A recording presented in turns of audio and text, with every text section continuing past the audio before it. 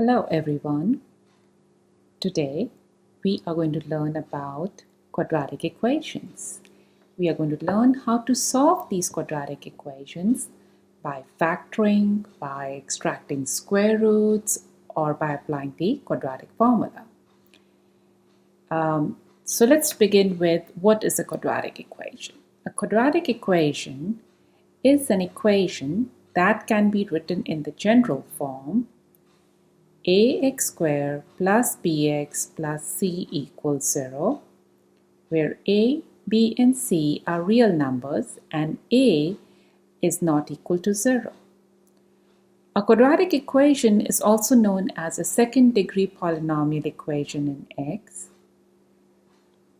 There are 4 different ways of solving a quadratic equation.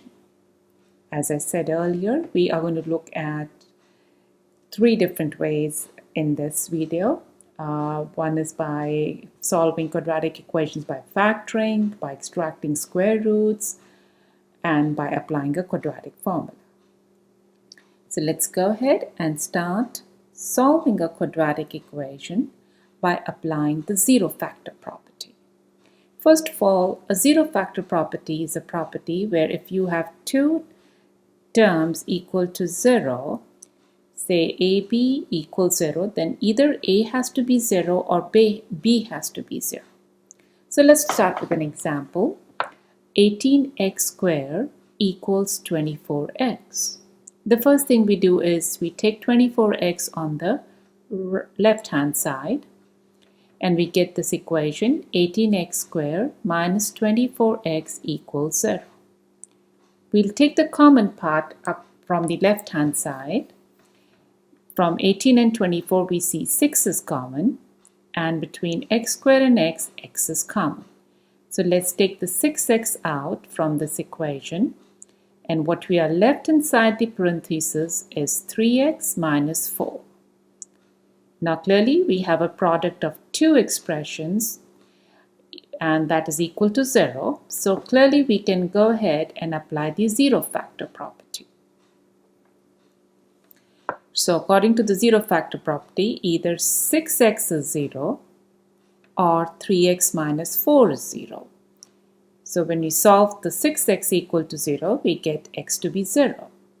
But when we look at 3x minus 4 equals 0, we get 3x equals 4 or x is 4/3. So for this quadratic equation given by 18x squared equals 24x, the solution is either x is 0 or x is 4/3. Now let's apply another method on solving a quadratic equation, and this method we're going to look at is extracting square roots. What it simply means is, if suppose d squared equals k, then d can be written as plus minus square root of k. Let's go ahead and look at the example. So x minus 4 squared equals 36. Now clearly on one side we have a square and a 36, so applying this square root, we can go ahead, take the square root on the right hand side, and we get x minus 4 equals plus minus square root 36. So we get x minus 4 to be plus minus 6. So as there are 2 terms on the right hand side, it means x minus 4 is 6 or x minus 4 is minus 6. So solving this part, x minus 4 to be 6, we get x to be 10 or x to be minus 2.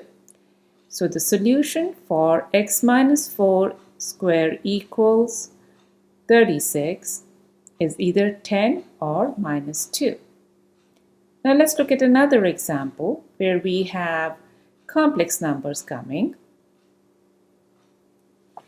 So the problem is 2x plus 5 the whole square equals minus 9. So extracting the square root, we take the square root on the right hand side and get rid of the square on the left hand side. we get 2x plus 5 equals plus minus square root of minus 9. If you remember from your complex numbers, anything which is like square root of a negative number, we can remove the negative inside by writing I outside and the square root of 9 multiplied to it. So what we get now is 2x plus 5 equals plus minus I square root of 9. Square root of 9 we all know is a 3, so I times 3. Now remember, I times 3 is the same as 3 times I. So what we have is 2x plus 5 equals plus minus 3i. So we get either 2x plus 5 to be 3i or 2x plus 5 to be minus 3i. So solving, 2x equals minus 5 plus 3i, which further gives us x to be minus 5 plus 3i by 2. Let's look at the other part of this equation. 2x plus 5 equals minus 3i. Solving, we get 2x equals minus 5 minus 3i, and then we get x to be minus 5 minus 3i by 2. So in this problem, we have solutions which are complex in nature. Now let's look at another method to solve quadratic equations. We are going to use the quadratic formula. So if you're given the formula ax squared plus bx plus c to be 0, then x is written as minus b plus minus square root of b squared minus 4ac over 2a. So let's apply it on an example. So we have 2x squared plus 3x minus 1 to be 0. So plugging in the values, first of all, we need to know what is my a, b, and c. So over here, my a is a 2, my b is 3, and my c is minus 1. So when we plug in the values, we get minus 3 plus minus square root of 3 squared minus 4 times 2 minus 1 over 2 times 2. So doing simple algebra, we get the answer to be minus 3 plus minus square root of 17 over 4.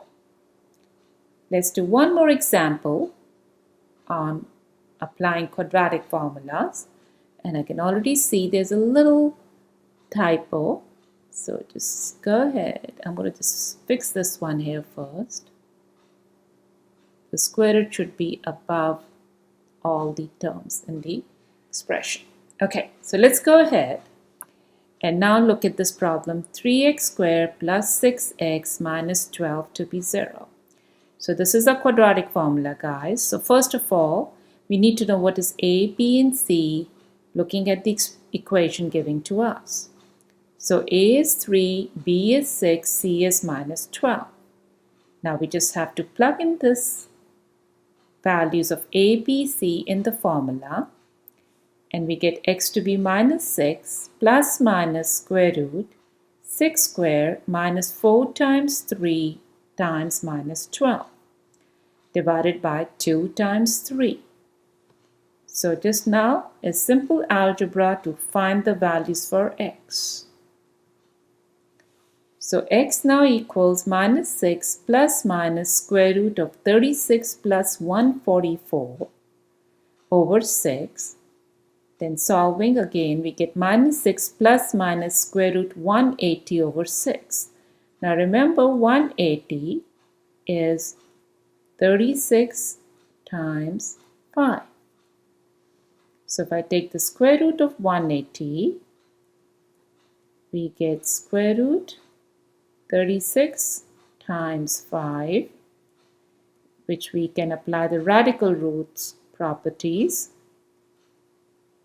and we get it to be 6 root 5. That's what we're writing over here in this part of the equation. So x equals minus 6 plus minus 6 root 5 over 6. Clearly 6 is common in the numerator, we can take it out.